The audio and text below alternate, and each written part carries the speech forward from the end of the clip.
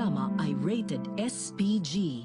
Ito ay nangangailangan ng striktong patnubay at gabay ng magulang dahil sa mga sensitibong tema at eksena na hindi angkop sa mga bata. Ang mga tauhan ni Ramon sa utos nito na huwag sasaktan si Tanggol maging si Mokang ay ikinabigla ang sinabi ni Ramon. Ang buong akala ni Mokang ay dahil sa pakiusap niya kaya inutos ni Ramon na huwag galawin at saktan si Tanggol. Kaya maya pa ay tinanong ni Ramon si Tanggol kung ano ang tunay nitong pangalan at kung sino ang kanyang mga magulang, bagay na ikinabigla naman ni Tanggol. Ayon nga kay Tanggol na bakit umano gustong malaman ni Ramon ang kanyang tunay na pangalan, ganun na din ang pangalan ng kanyang mga magulang.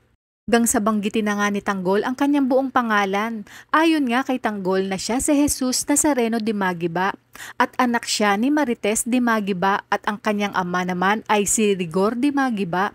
Tinanong ni Ramon si Tanggol kung nagsasabi ba ito ng totoo, bagay na pinatotohanan naman ni Mokang. Ayon nga kay Mokang na Jesus Nazareno de Magiba talaga ang tunay na pangalan ni Tanggol at magkababata umano sila sa Quiapo. Naramdaman naman ni Ramon na totoo ang sinasabi ni Tanggol at Mokang dahil nakakaramdam nga ng lukso ng dugo itong si Ramon dito kay Tanggol, bagay na hindi niya naramdaman kay David. Sa kabilang banda, inutos naman ni Ramon sa kanyang mga tauhan na papuntahin sa kanya si David dahil pagbabayarin niya ito kasama ni Olga sa pagtatarantado ng mga ito sa kanya. Matatandaan nga natin na nagbanta noon si Ramon kay Olga at David na sa oras na malaman niya na tinatarantado siya ng mga ito ay siya mismo ang maglilibing ng buhay sa mga ito. Wala namang kaalam-alam sina Olga at David na alam na ni Ramon ang buong katotohanan tungkol sa tunay na Tanggol. Kabilang banda, diretsahang tinanong naman ni Tanggol si Ramon kung bakit umano nito tinanong kung siya ba talaga si Tanggol. Hindi na nga nagdalawang isip si Ramon at sinabi na niya kay Tanggol na siya ang tunay nitong ama. Na kinabigla naman ni Mokang at Tanggol. Ayon pa kay Ramon na hindi si Rigor de Magiba ang tunay na ama ni Tanggol. Napaisip nga itong si Tanggol na marahil totoo ang sinasabi ni Ramon dahil bumalik lahat sa kanyang alaala ang mga dinanas niya sa mga kamay ni Rigor mula noong siya ay bata pa lamang hanggang sa nagawa pa nga nitong idiin siya at ipakulong pa siya nito.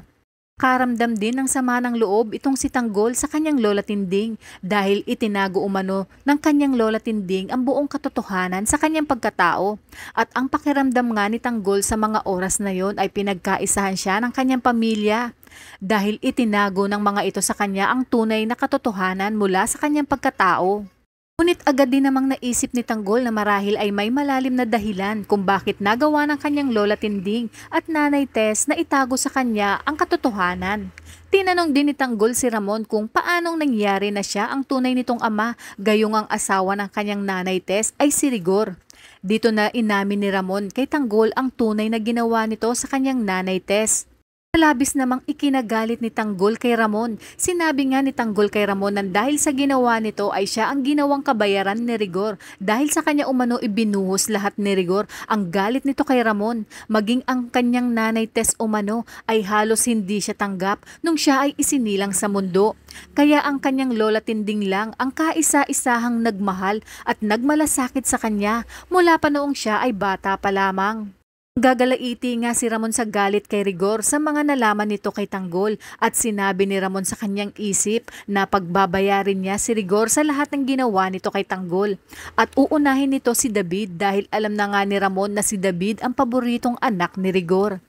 Kaya kung bago ka pa lang sa aking channel ay mag-subscribe ka na at i-click mo na rin ang bell icon para updated ka sa pinakahuling kaganapan sa paborito mong teleserye, ang FPJ's Batang Quiapo. Hanggang sa muli, salamat!